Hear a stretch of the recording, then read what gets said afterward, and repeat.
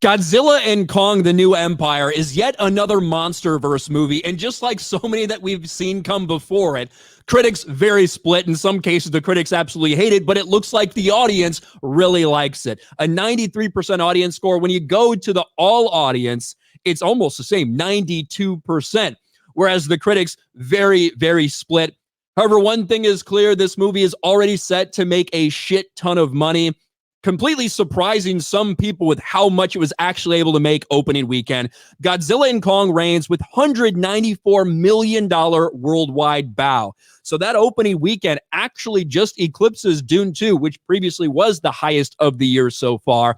Godzilla and Kong beats that. I'm sure that Warner Brothers is happy that a Warner Brothers production outpaces another Warner Brothers production. But there you have it. Sunday update. Warner Brothers Legendary Entertainment's Godzilla and Kong New Empire has roared to a $194 million opening.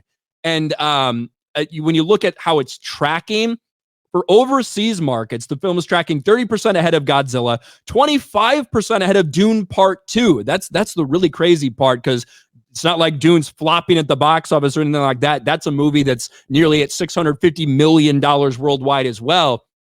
But look right here, $80 million domestically, just a little below Dune Part 2's, I think like $82 million opening, but still very, very impressive, especially consider the number of theaters that it was put out in.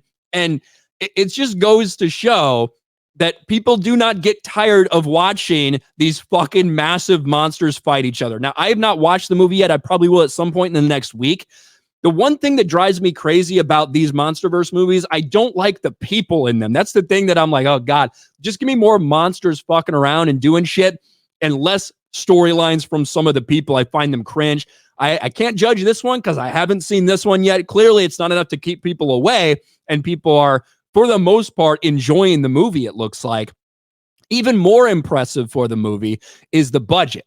When you have these big spectacle type movies, the budgets tend to get a little bit out of control.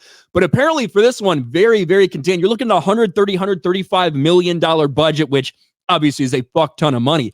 But for something to this scale with this type of VFX they're constantly using, even though the VFX in this one probably can't even sniff what we saw in Godzilla -1 at a fraction of this budget.